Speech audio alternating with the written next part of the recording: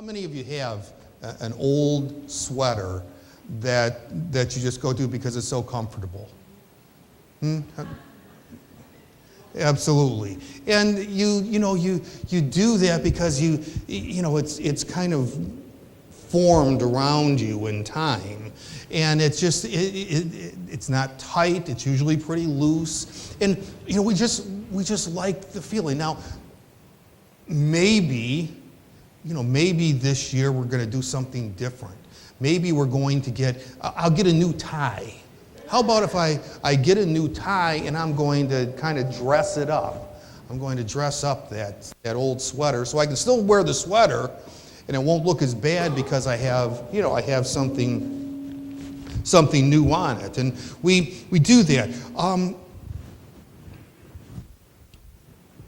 What are some of the old comfy sweaters in your life? What are some of the things that you go to, that you look forward to? And let's say at Christmas time. What are some things that really warm your heart at Christmas? Oh, jeez.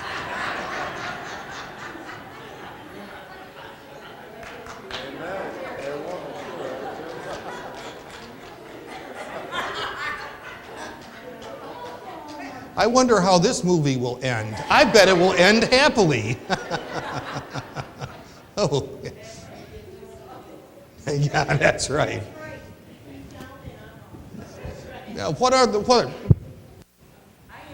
Christmas Day at my house. Mm-hmm. We started when my mom and dad were alive. And I still get to see my sisters and their children and my children. And it's something I look forward to every year. And then on Christmas Eve, we see Jim's Day. Mm-hmm. So those 2 days are 2 of the holidays that I just love. Mm-hmm. The rest of it. Yeah. Yeah. Well, in those things, it's like you can even remember Christmas smells, or Christmas tastes. Maybe something special that you have every year on the table. And you just celebrate that, and you look forward to that. And when you sit down at that table with the family, when you eat that, whatever it is, kielbasa or whatever it is you're eating Christmas, it just brings back. It brings back the memories. Sometimes there are traditions that we have. I know for many, like a Christmas Eve service or a Christmas Day service or whatever it might be. Those were important times for you, and they help to. It's like that comfy sweater. You kind of fit into that, and you enjoy that.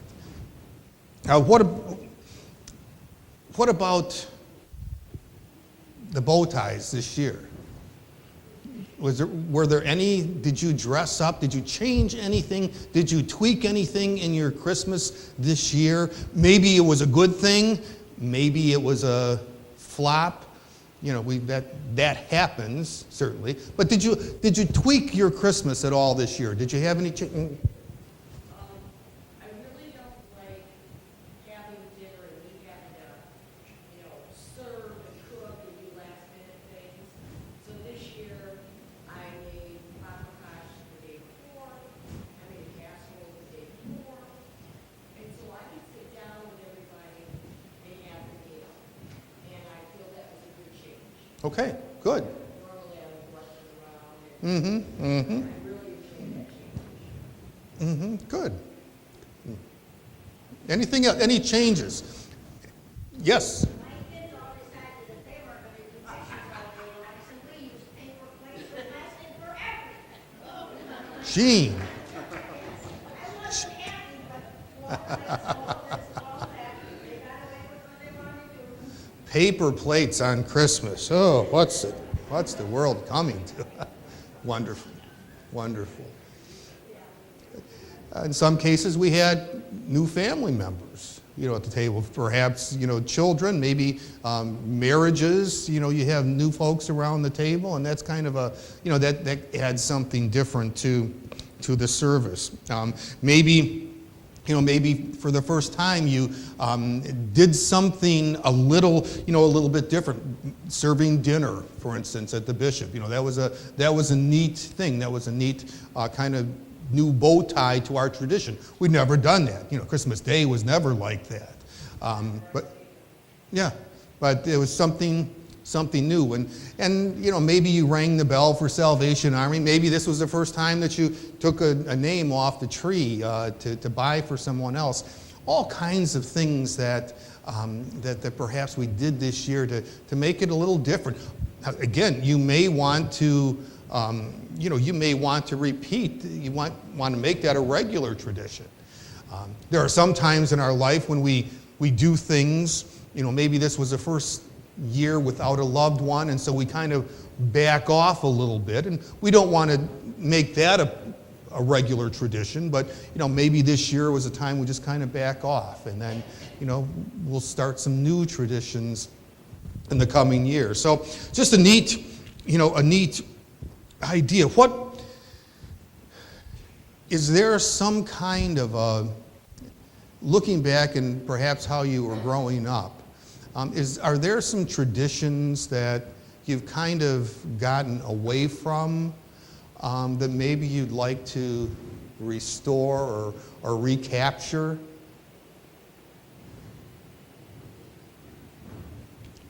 Any ideas? Those of you that, I know that some of you grew up in some ethnic backgrounds, and it was, Tess, you were talking about the 7 fishes and all of, Christmas Eve and all of those things that were a part of that tradition.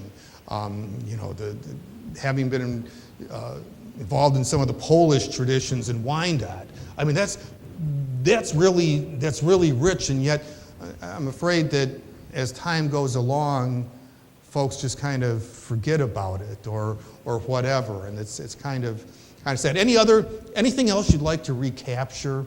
Anything that you'd like to do again? What? Get small things. Mm-hmm. My mother had 6 brothers and 6 sister-in-laws, and they all had 2 or 3 children, and we would go to my grandmother's. I like to recapture. Mm-hmm. Absolutely. Yeah, recapturing some of the family and tying it even to a location. Christmas Eve at my grandma's. It was, it was always there, and it wasn't fancy, but it was just a place that you knew you were loved. And I think in our world today, it just seems like to be able to know that you're in a place where you're loved, even if it's only one night out of the year, that's really important. Any traditions that you like to update? It's always interesting after Christmas. You have an opportunity to reflect. How was Christmas this year?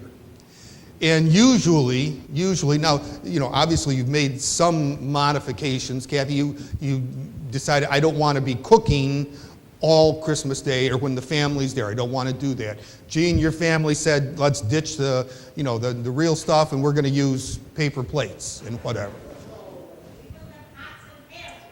We're throwing away. Well,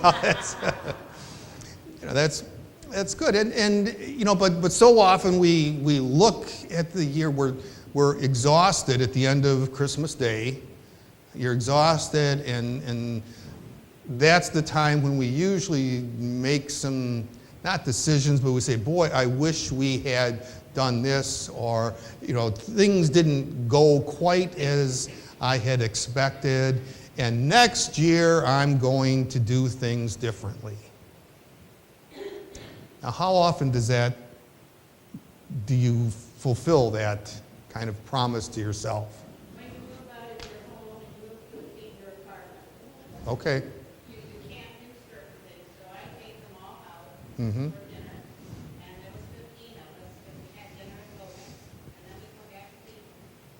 You put them on the porch, though. You have them stand on the porch for 2 hours. Oh, boy. Yeah, exactly. So many times we, after the event, whatever it might be, we're just exhausted, and next year I'd like to tone it down a little bit. Maybe this was a financially burdensome year for you, and you'd like to, next year we'd like to give less gifts. Next year we'd like to put something more recapture some of the meaning of Christmas. And again, when do we need to start planning that? Yeah, you need to start doing that now, and you need to communicate with your family and say, look, folks, next year let's not give gifts. Let's do this, or let's go out rather than having dinner here. Why don't we go out and do something? So, this is the time that we need to, if we're going to be hopefully making some changes for next year, hopefully this is a time in which we start to do that and communicate that with our family. What about the message? What about the message of Christmas?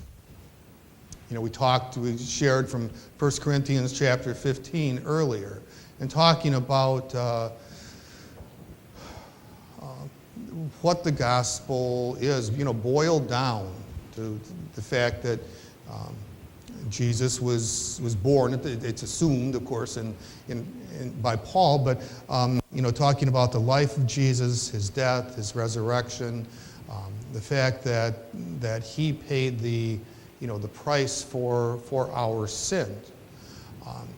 The Christmas message is awesome. The fact that God came from heaven to earth to be with us, to bring salvation to us. To have Jesus die on the cross for us. What a wonderful message. But we feel, those of us in church, we feel that every year we need to polish that up. We need to polish up the message because we've heard it. You've heard it all year. And so we try to do some different things to that old Bible. We try to dress it up somehow so it's going to be more attractive to people. Because we really want to have more people in church on Christmas Eve or on Christmas Day or whenever. The goal is to have more people. So let's do something bigger and better. Let's suspend angels. We could put wires up there, and we could have them come down here, and they could go right into the manger scene. Wouldn't that be beautiful? Huh? Yeah, we could do something like that. We could have fireworks. Can you imagine, having fireworks above that angel after the service? Wouldn't that be great? We'd be able to advertise that, and bring your kids, and we'll have fireworks and popcorn. Maybe we can do something like that. We're always looking for some new way to try to tell the story. But is it? Do we need to do that to the gospel message? The fact of God's tremendous love for us, that fact never gets old. And how great it would be if rather than trying to put lipstick, well, that's not a good illustration, but rather than to try to all right, well, it's not like lipstick on a pig, yeah, but that's not it's not appropriate to, but you know what I'm trying to say here. No, that wasn't. But it's when we, when we try to make something what it isn't, so that we can somehow appease others or make it appeal to someone else. I struggle. I really struggle with that. The message is so simple, and it's not, it's not what we do with it. What I'd rather have us do is to take a look at that old sweater that we have, and see how we can best fit into that. As we've got the wonderful message of God coming to earth to bring salvation to us, is that the end of the story? No, just the beginning. And now, now it's up to us. Now it's up to us as we're trying to fit into that sweater to fill it out by living lives that are going to be pleasing to Him. By trying to adapt more and more to what He wants us to be, each and every day. And as we do that sweater begins to fit better and fit better. And pretty soon, we're walking with Jesus and just feeling that He's with us every step of the way, and we can feel, comfortable in the sense that we are never alone, that we're not ever going to have to face any of the difficulties that perhaps we have in the past. So last night, perhaps, or this morning, you took the old calendar down and you put the new calendar up, or you turn the page on your calendar, whatever. We went from 2016 to 2017. Now, how did your life change? No, our life didn't change probably in that time. Maybe you were a little poorer or a little richer, whatever, overnight, depending on things. But now here we're in a new year. Now it's an opportunity for us, and I'm not into resolutions, the New Year's resolutions and all that. I'm not into making these promises or commitments that we know that we're not going to fulfill. But just the idea that this is a new start. Every day is a new start, of course. But this is a way that it's kind of like a little jump start for us. What do you want to be different this year? What do you want to be different this year? Were you, when you look at last year, were you perfect last year? Probably not. Probably not. And how, what would you like to do in this coming year? Is there something that you'd like to take on? In this past year, Cheryl's taken on Bible studies and teaching, what about somebody else? A small group, whatever. What would you like to do this year? Sometimes we become too comfortable in our sweaters, and sometimes we need to dress up those sweaters with a new tie, perhaps. Sometimes we need to push ourselves to do something new for ourselves or for God, and kind of step out of our comfort zones and be able to see what God can do in us. Left to ourselves, we're probably going to do what we did last year, except we're another year older and we're going to move a little slower.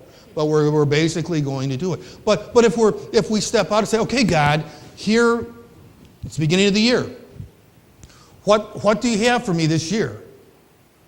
What can I do for you this coming year? What can I do for someone else this coming year?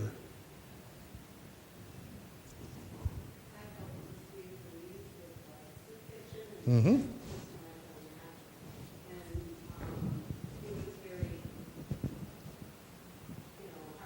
Sure. When we, working at the soup kitchen, great opportunity. When we step out for God, man, that's when we're blessed. Keeping it all under a bushel. Remember that old song that we used to sing? This little light of mine. Yeah. How are we going to let our lights shine this year? We've got a new opportunity. We have a year in front of us now. And what can we do to let our light shine?